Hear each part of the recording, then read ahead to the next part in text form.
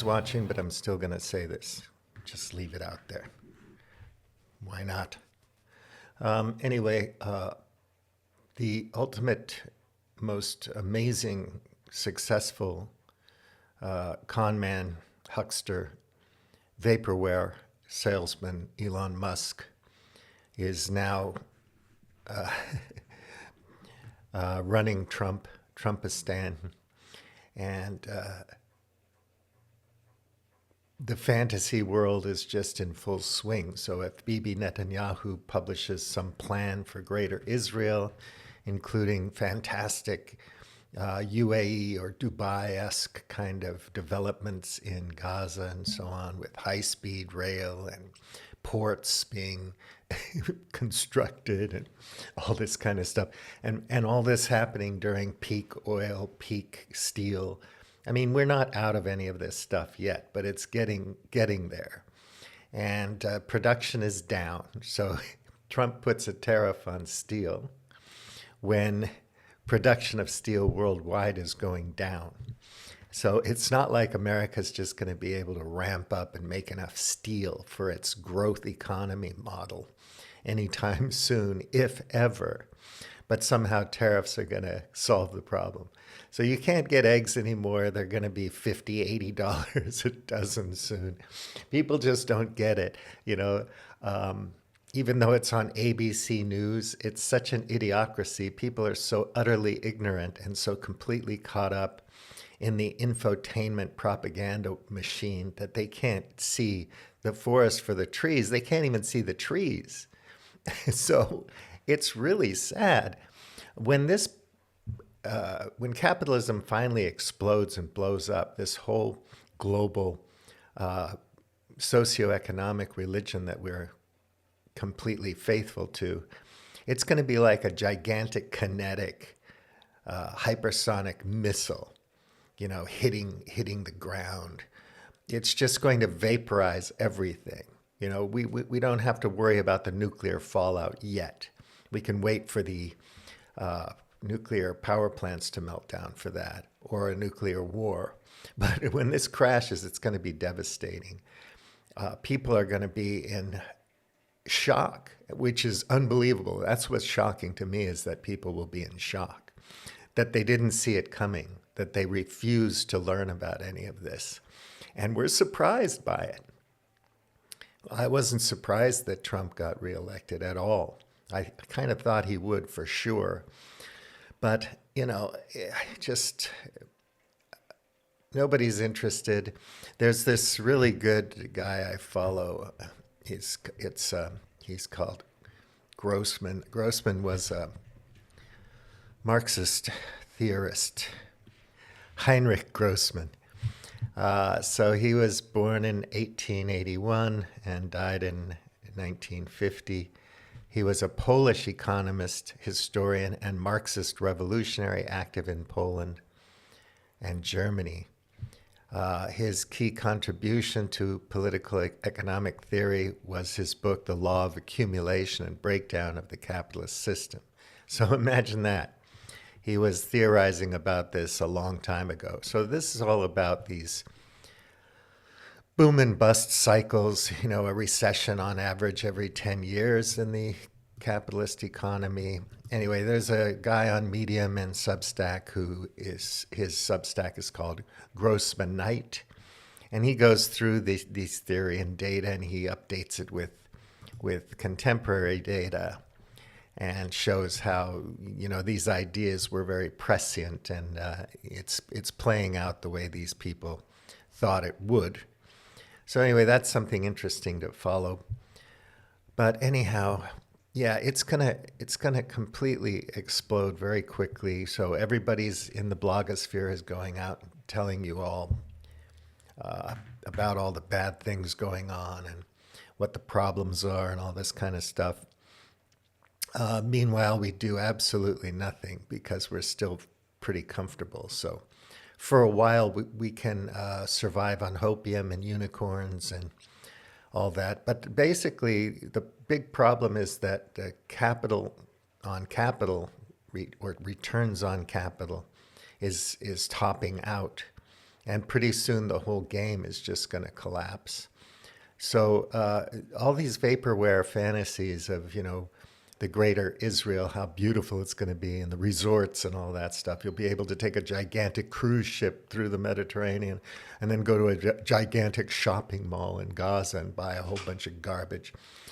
Unfortunately, it's not going to happen. So it's going to be another one of these things where Musk shoots a rocket across California and we get all excited as if a rocket launch is a big deal. I mean, nothing practical is coming of it. Yeah, so the doorbell rang. Yeah, up until now, things have been pretty good. So I really do want to go through this, The Power Elite by Mills, and read the afterword. Something I'll probably do, even if nobody watches it, because it's interesting.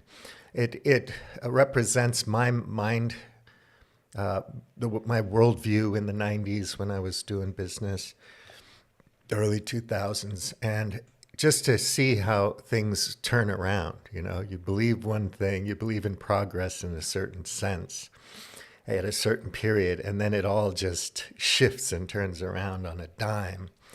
And then all of the prescient predictions and social criticism and polemic that Mills put at the end of his book turn out to be true, even though at the time when somebody wrote an afterword for the book in the late 90s, when they reprinted it, it was all about the new economy and the internet and all this stuff, and globalization and NAFTA and the Clintonian style, liberalization of global capital and whatnot. And then it just falls apart again, and you see the radical shifts that happen, and the pendulum swings, and it's still a shite show. So, yeah, when things explode, it's going to be much worse, because you can't keep putting, your finger in the dike all the time to avert the ultimate catastrophe when you're in a period of history where you have this polycrisis. All of these bills coming due for our economic growth over the last couple hundred years.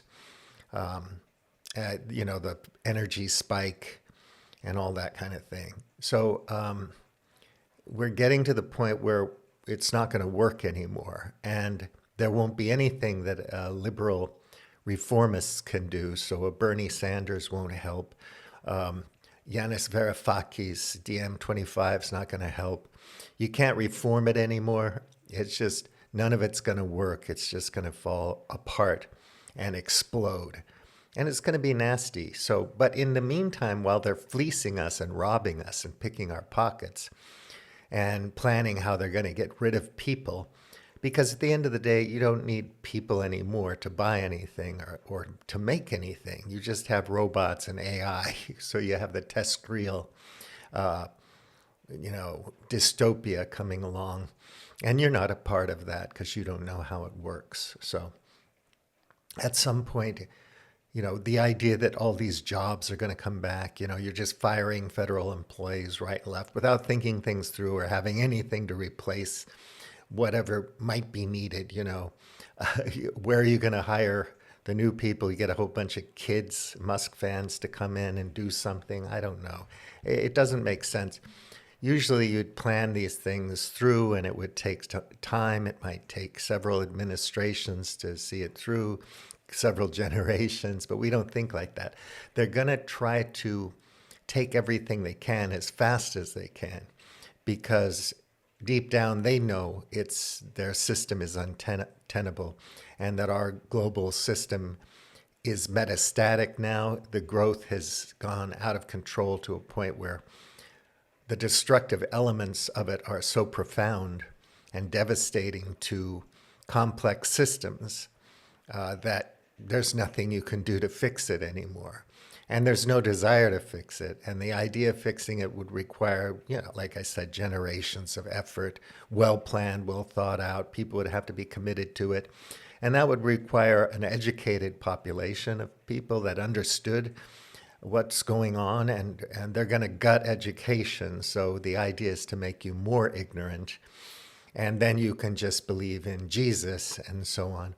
You become an absolutist, a dogmatist. You become faithful. You believe in magic, and so you don't have to worry about anything because your spirit body or your astral projection or your reincarnation or your many worlds theory or multiverse or living in the cloud or whatever it is, Jesus coming back and fixing everything becomes your focus, and you don't care about what's going on in reality, and you don't know anything about it anyway because you didn't learn about any of these things. You don't know how to do the math or the statistics or the studies, and you don't understand the physics or the science, and you don't care to because it's scientistic, it's satanic, it's evil. So we're getting into that realm now where people are just discouraged of knowing anything. So in the olden days, people were ignorant because people were ignorant. The elite was a very unique class of people that grew up in very different circumstances from the plebs and proles. And so, people were farming and you had surplus of grain and other commodities that wealth was based on in the Roman Empire or, the Persian Empire, pick a thing, Egypt or whatever, rice in Japan, in China, pepper, once the age of discovery comes and you start sailing around the world to get stuff and bring it back to markets and ensuring those efforts of trade and so on via financial instruments and all that kind of thing. It evolves to a certain point, and after a while, you get to a situation where you've grown so fast because of the energy spike, the fossil fuel spike, that you know everything just gets out of hand and you can't control it anymore. You're not thinking things through, and nobody understands it anymore. It becomes a black box. And then the new elites, the techno elites, decide that it's really better if you're all stupid because you won't see it coming. We'll be able to do whatever the heck we want to do, and you'll be swept aside, and we'll be in our bunkers with our private, security forces, and we'll be fine, and then we'll sort things out, and it's all for the greater good because it's cosmic and it's like future, deep time, these trillions and trillions of people in a million years from now are going to be wonderful, and we had to sacrifice for it, so just suck it up. I don't like, if you could convince people to join up for World War II, there was a cause there, and there was a legit military attack on Pearl Harbor and whatever. So people signed up. People signed up for the war on terror because the Twin Towers were taken down. I wonder if people are just lining up now, Americans, ignorant Americans, with their Jesus power to have a trench warfare, a war of attrition with China and Russia, with the BRICS, with the axis of evil or whatever. How many of you folks are going to sign up for that? And what are you going to get at the end of the day? How much pay are you going to get? What kind of GI Bill when they don't want to educate you anyway? You're going to go home and get some tax credits for homeschooling. You're going to do your correspondence course online. When you get home, they're going to give you some credits for that. And you can study what? Are you going to learn how to, manufacture computer chips when you get back from the war if you survive it? It's all so silly. Plus, the whole idea of developing the Middle East right now under these circumstances, material circumstances, energy circumstances, is madness. So the Jordan River dries up. You don't have any water. The soil is wrecked. You have all this munitions and pollution from these wars for decades. And then you're going to clean everything up, redevelop it, and with what? You're going to have what? Breeder reactors in the Sinai so you can desalinate water from the Mediterranean. And what are you going to do? You use fossil fuels to make fertilizers to do intensive farming in the desert. How are you going to feed people? Who's going to live there? Are Israelis just going to start having tons and tons of babies because the global economy supports it? Drones and military tech and surveillance tech and whatever other unicorn startups and public-private startups are put in motion in corporate Israel with the United States partners. And the idea that this is just going to go on and on forever unchecked is fantasy. It's mad, deluded, insane fantasy. And normal people can't see it, obviously, because, things are still cool. You got your phone, you got your AI apps on the phone, and you're going to the big game, and you're going to Vegas to see the UFC or whatever the heck, Taylor Swift or whatever entertainments you're into. And your attention's been hijacked, and you hypernormal stimuli 24/7, and one addiction piled on another addiction, and then when things get too rough, you just start taking pain pills and so on. And for every new social disease that's manufactured by this crazy economy we live in, we just come up with another profitable solution in the form of some pharmaceuticals or whatever. Just like, climate change, global heating, it's a great opportunity for green tech, to continue doing the same thing we've been doing. And all of these green things are energy intensive and material intensive. It takes a long time to build a reactor, a nuclear power plant. It takes a long time. It takes a lot of energy and a lot of materials, a lot of concrete and steel and other things, all the computer elements to it. It just doesn't happen overnight. And then you have to think about how long will that particular plant last? 30 years, 50 years? What happens at the end of life? How do you power down the plant? And what do you do with the nuclear waste and everything else? We're not thinking it through. Long-termism for the tech geeks and the tech bros is like, well, think of what's going to be like 100,000 years from now. What's it going to be like 10 years from now, 20 years from now? You might want to think about that. So I'll just show you this one article real quick. Okay, so I'm taking this from the Medium space. This is Grossmanite, based on this Grossman theorist, Heinrich Grossman. Anyhow, I haven't subscribed to him here. I'm subscribed to him on Substack.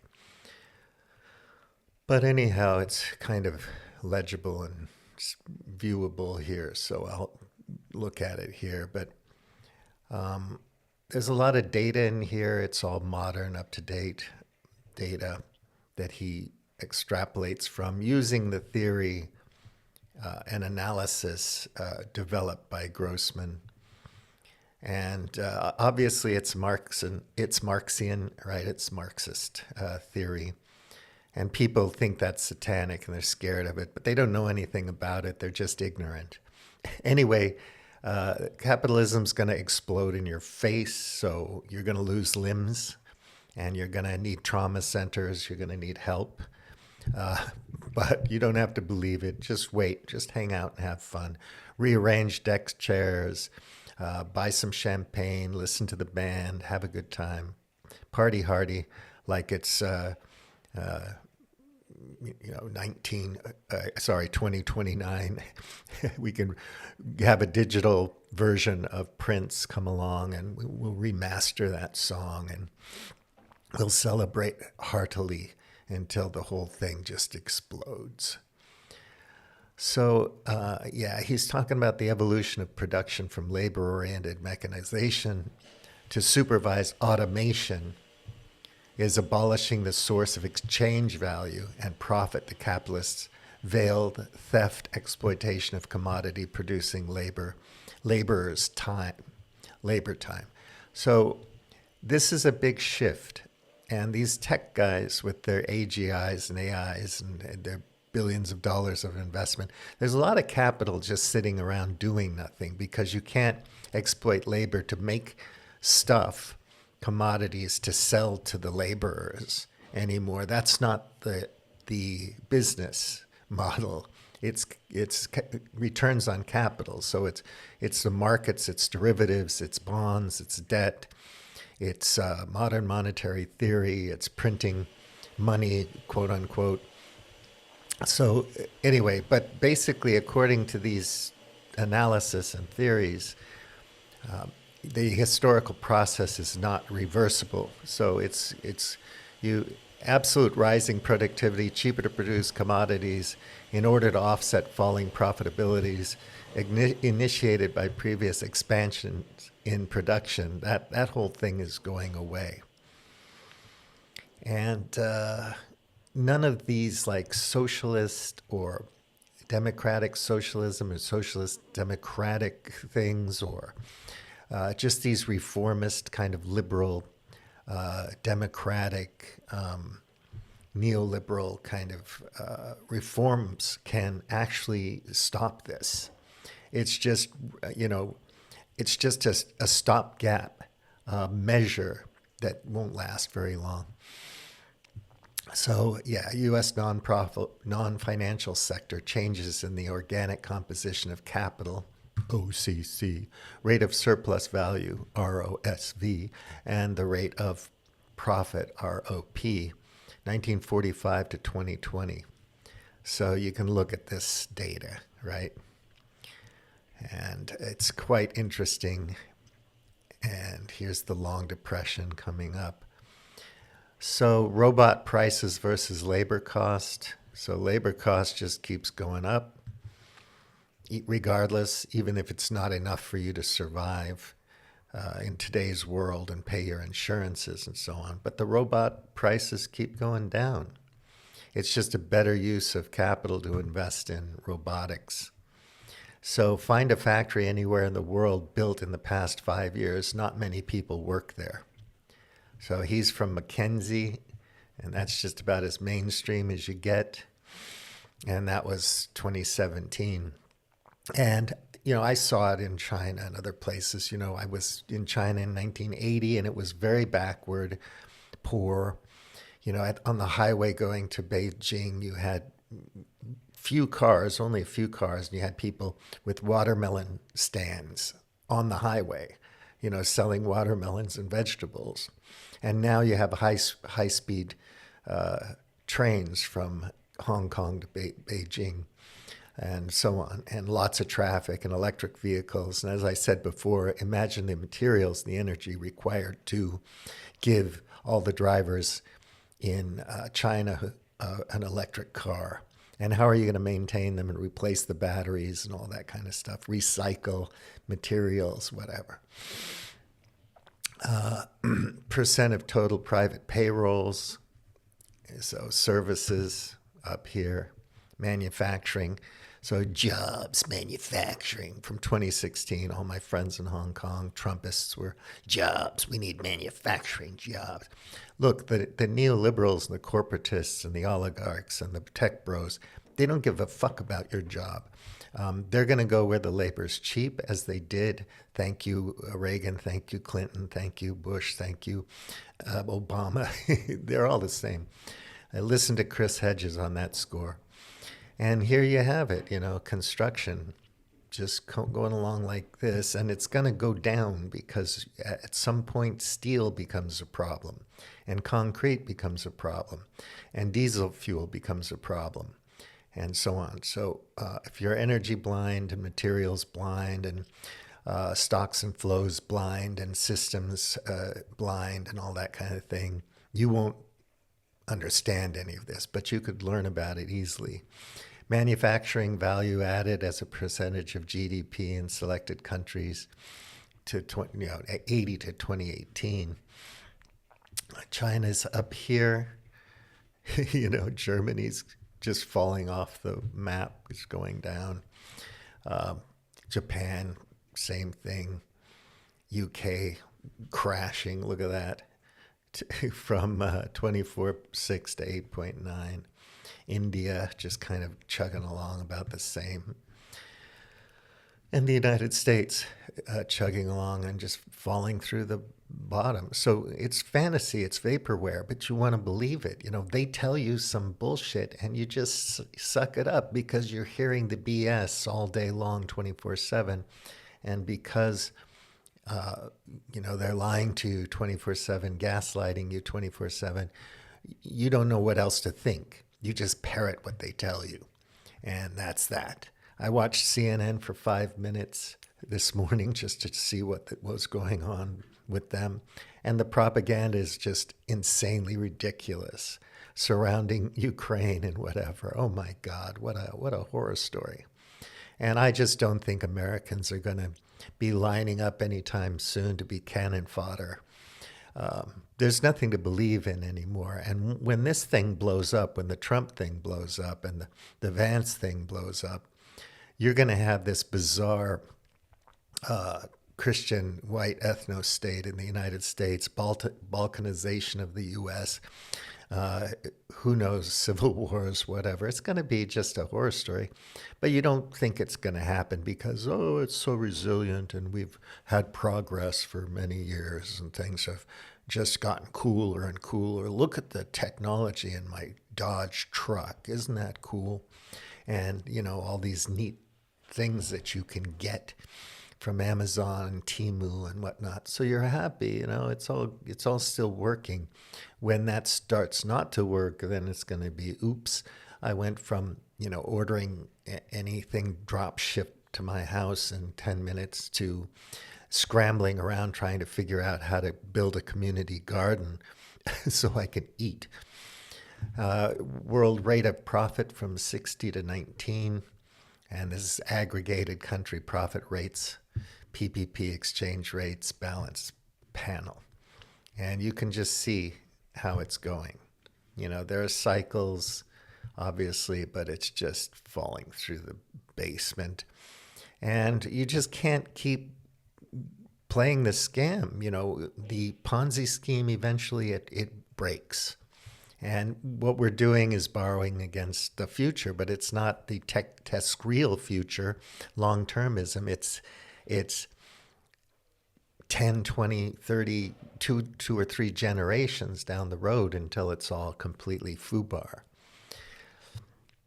Yeah, so that's interesting data here. Interest rates, borrowing costs have trended downward over 7 centuries, 5,000 years even, regardless of the political, banking, legal regime, coded capital.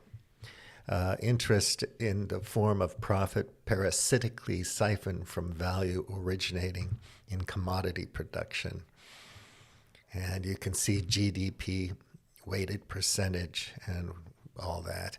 So these are charts. You have to go ahead and learn how to read charts if you don't know how to read charts, but it's not that hard. Khan Academy. Okay, there you go.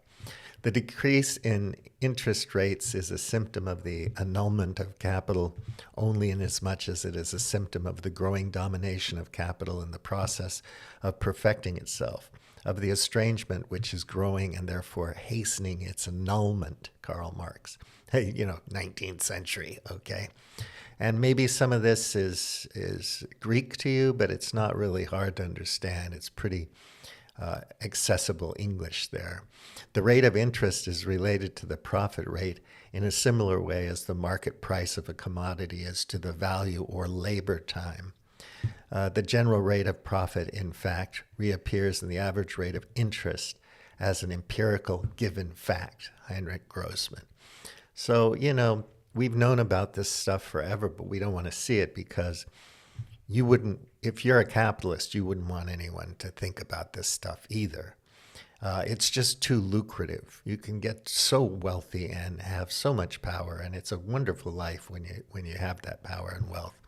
2000 to 2035, the Bank of America, Global Investment Strategic, Bank of England, Global Financial Data, Homer and Celia, History of Interest Rates.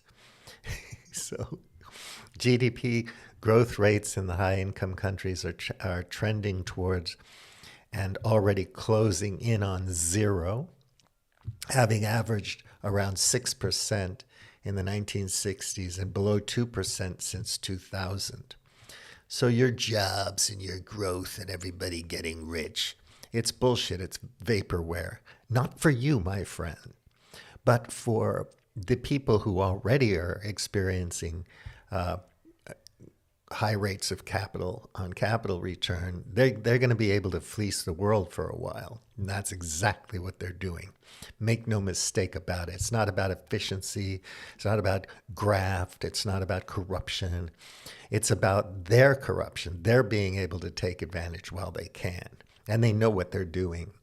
And you don't care because it all sounds logical. So the post-recession recovery from 2007 to 9 global financial crisis, based on unsustainable debt and temporary shale gas revolution, very important, that peaked in 2019, has been the weakest relatively since World War II. Whereas U.S. GDP grew by 43% over the first 39 quarters of the 1991 through 2001 expansion. In the first 39 quarters of the expansion up to March 2019, it grew by only 22%. At that rate, the latter would have had to continue for another 6 years to equal the aggregate growth of 91 to 2001, and 9 more to match the 54% recorded. So there's a big gap between the financial gains in the game, the big Ponzi scheme, and just normal traditional kind of growth rates in economies. So yeah, it's all pretty in your face, factual. You can't ignore it if you know what you're looking at. It's like I don't know what a snake looks like, so what was I supposed to do? I just put my sleeping bag on a nest of vipers, and I got killed. I've never seen a rattlesnake before.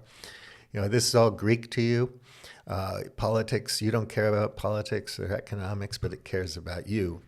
And you're going to be a victim of all this. So 2024, every new dollar of U.S. public debt generated 0.58 cents, 58 cents of GDP, near the lowest on record. By comparison, in the 60s, this metric was high, down from $9.80 in the 60s to $4 in 2000. Anyway, this goes on and on and on, as you can see, and plenty of data, plenty of bullet points explaining what's going on. And this is all from Goldman Sachs, S&P 500 data, CP Insights. This is all right there. It's not like some conspiracist or some Marxist Satanist is out there trying to make you believe this stuff. It's just there. Everybody knows what's going on, and the wealthy folks. So U.S. relative purchasing power. So we talk about purchasing power parity. So they may get lower wages in China, but they can buy more stuff, or they can afford to get a house or something. So you can see how this goes. And again, video links here from mainstream. And you're looking at, this is a huge part of it, net energy available to society versus energy required to get energy. Okay? To get energy, you need energy. So here it is, oil and gas and nuclear and solar and shale oil and oil shale and blah, blah, blah. So it's the net energy cliff. Energy used in production, energy available for consumption. Historic, you have this graph, okay? And it just gets bigger and bigger as we go down until we're energy used in production is this much. It just doesn't pan out, folks, right? And if you take a minute to understand this stuff, if you're an investor or a player or a big shot, or if you're just some guy who thinks that when you take your buyout from your federal job, you're going to have a job manufacturing something. We're going to make steel in America. As long as it's made in America, good luck. The world is global. The supply chain is global. It's just not going to happen. You need a shitload of coal to make steel. So yeah, we're going to open up the coal mines, and it gets harder and harder to get the coal. You can't just take a mountaintop off, and it takes diesel to get a mountaintop off. You got to blow up everything. You got to get the coal to make the steel. And you're not going to import it from China because you're at war with China. As long as the coal comes from the United States of America, then we'll use that energy to make steel. Energy in, product out. IMF estimates that the effective global workforce quadrupled in size between 1980 and 2003, aided by the overthrow of the Soviet Union and the liberalization of China, adding up to 1.47 billion workers. This is where all the new work came from because, in China, the labor arbitrage plays were there. So you're making all your American stuff for Walmart in China, and they're getting jobs. And, you go back to NAFTA with Clinton and whatever. Even the developed imperialist nations, those which frequently export capital overseas to expand and cheapen their exploitable labor base, have seen a deepening proletarianization of the population. John Smith. Proletarians have increased their already overwhelming predominance within the economically active population. Between 1980 and 2005, the proportion of waged and salaried workers in the total EAP in the developed nations steadily rose from 83% to 88%. In the U.S., the figure is even higher, with waged workers as a proportion of the EAP increasing from 90.6 to... Anyway, you're not going to have this middle class anymore, and you're not going to have a educated middle class, and you're not going to have educated leaders anymore. They're all idiots. And so, you dumb it down to a certain degree, and then the oligarchs and the billionaires and the tech bros can take over. And we've seen it, and it's been written about for decades, and we've seen it coming, a lot of people, and nobody can do anything about it. We're going to talk about the problem. We're not going to do anything until it explodes. Then we're going to run around like chickens with our heads cut off, wondering what the fuck happened. Trade restrictions have been hitting record levels since 2015, before Brexit and the presidency of Donald Trump. That's another thing. So now we're going to wall things off. So if you're living in some region and you're just going to be forced to live off the land, whatever resources you have that you can walk to or ride a mule to, that's what you're going to be using to live on. Number of protectionist measures passed in selected countries between 2008 and 2019. And look, this spans Democratic and Republican administrations. They're the same political party, basically. So the U.S. protectionist. Now we got tariffs. We got tariffs. Canada should be in America, and all that kind of thing. India, Russia, and of course, it is good to protect local markets to a certain degree. If you make good Sony TVs in Japan, why import Samsung TVs from Korea? But that's another thing, The 5 best performing American technology companies of 2010s, comprising 20% of the value of S&P 500, turned negative in 2022 for the first time. 20%. That's amazing. I mean, look at that. That's surreal. 2022 was the worst year for stocks and bonds combined since 1871. Long-term U.S. government bonds staged the biggest drop since 1788. The classic investor blend of bonds and equities put in the worst performance since 1932. And it's the lowest point in 1922. S&P 500 index in the U.S. has shed 11 trillion in market capitalization, similar to the entire annual economic output of Germany, Japan, and Canada combined. So take a look.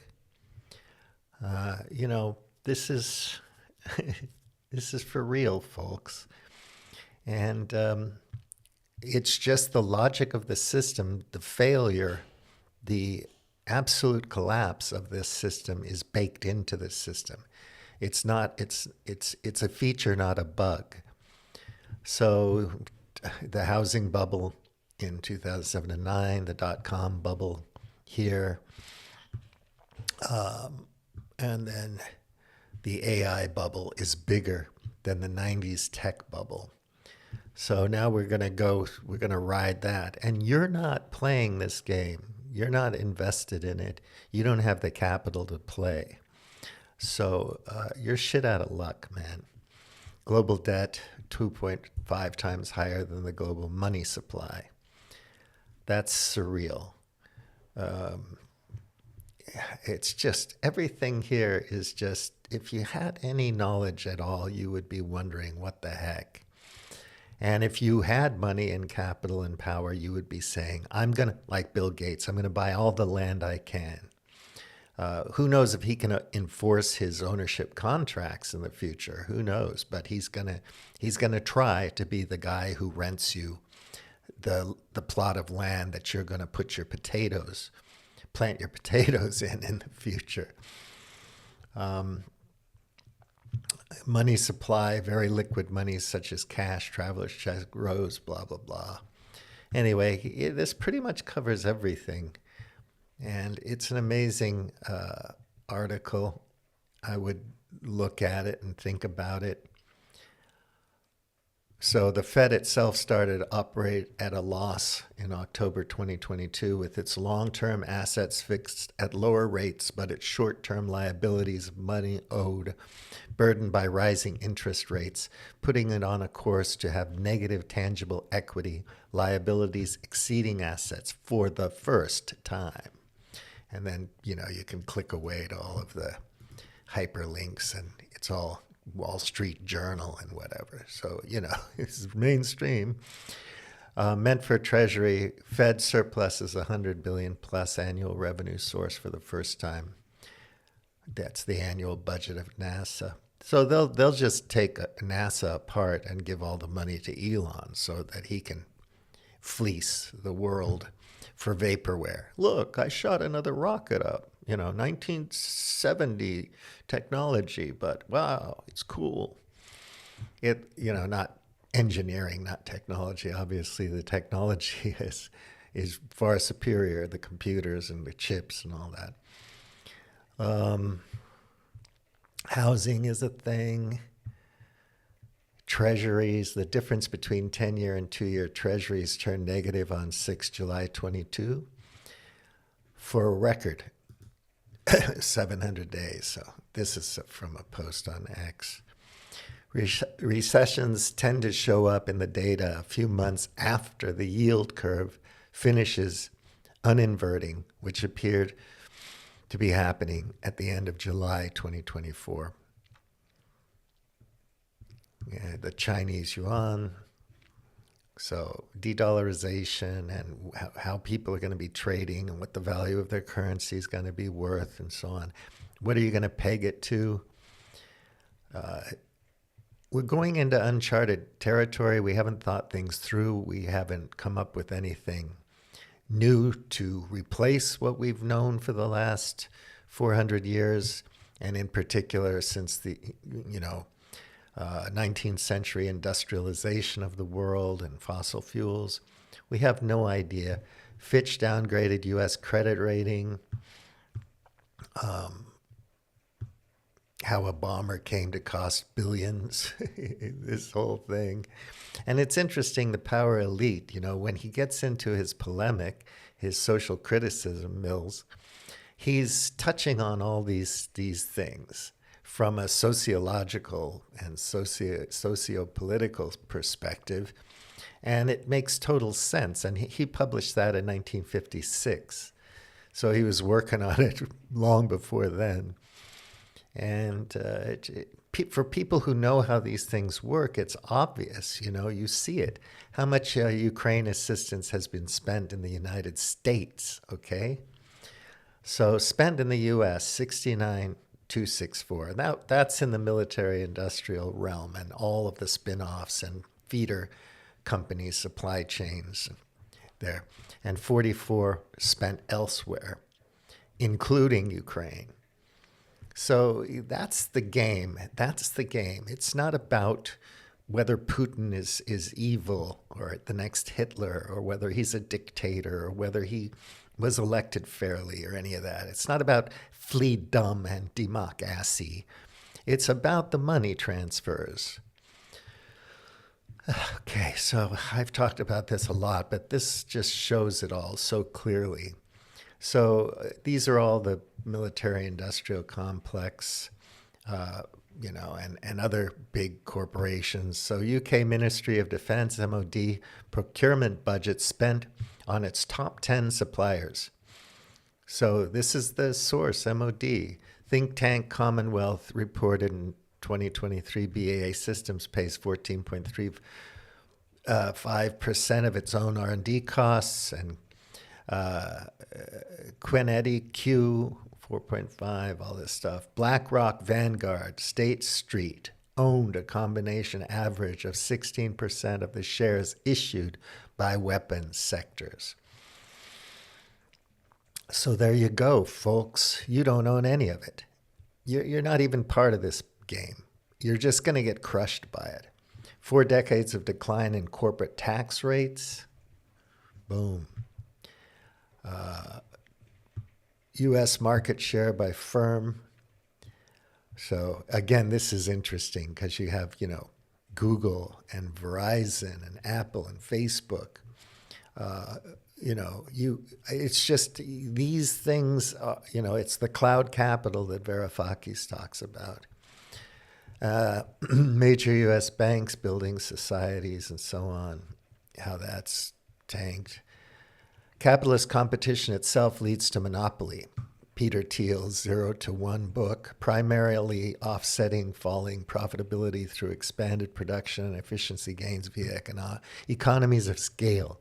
Since the merger of 2 companies enables the combined force to outcompete a third competitor, for example, car industry, food industry, these are hyperlinks that come out, and Visual Capitalist tells you about that, and the food industry, Visual Capitalist. It's all there if you want to know about it.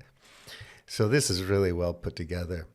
So decline of anti-monopoly enforcement in the United States, and that's going away. Peter Thiel's in charge now, so you can forget about antitrust. It's gone.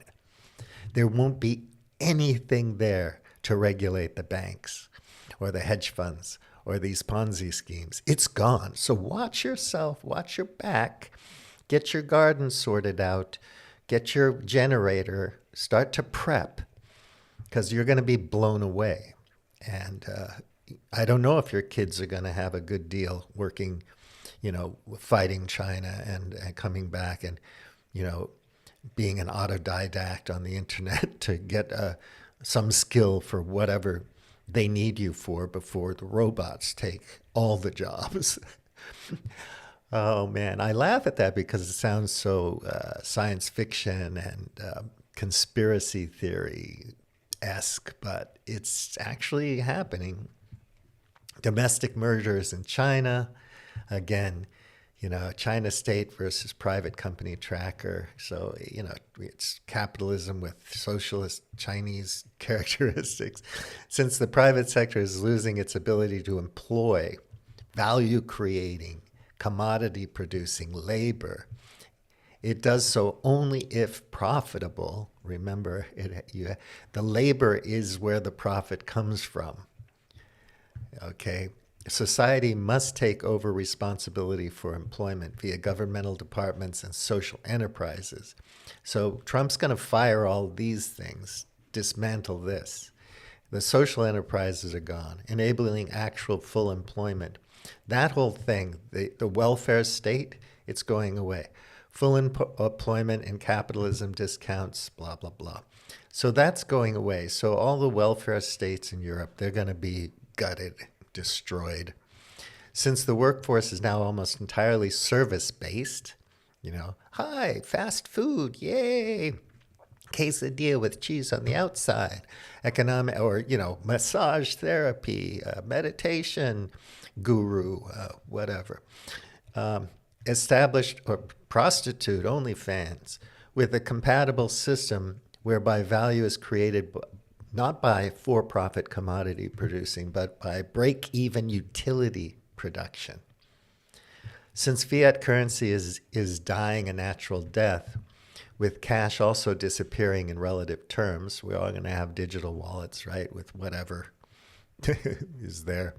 It must be replaced by a non-transferable digital voucher system. Yeah, so workers will therefore receive all the value they create during the working day instead of having part of it appropriated by capitalists both at the point of production during working time and in the form of public subsidies paid in units of labor time worked minus contributions to universal public service and state governmental expenses. So anyway, whatever they come up with for an alternative to what we have now, it's still not really going to cut it. And billions of people are going to be affected. Ted Reese at Grossman, these are some books that he wrote, which you'll, do the sign of the cross, point to the sky, run away from Satan, close your eyes, see no evil, hear no evil, speak no evil. Anyway, these are some books by him. Socialism or Extinction, Abundant Material Wealth for All, and this is based on, again, from this guy, The Thought of Henrik Grossman, End of Capitalism, whatever. So people are thinking like this, but, nobody's going to get it. There's not going to be any mass movement towards it. It will be crushed by the power elite and the oligarchs and their minions. It won't even get any traction. But it's all there. You could have known, you could have foreseen it all, you could have understood. Maybe you could have done something 20, 30, 40 years ago. Unfortunately, I just think it's not going to happen. So this is his YouTube thing, and this was his latest video. Only 63 likes. So, nobody's interested in this stuff. So I'll leave it at that. That was 35 minutes on this article. Take good care. Bully MT out.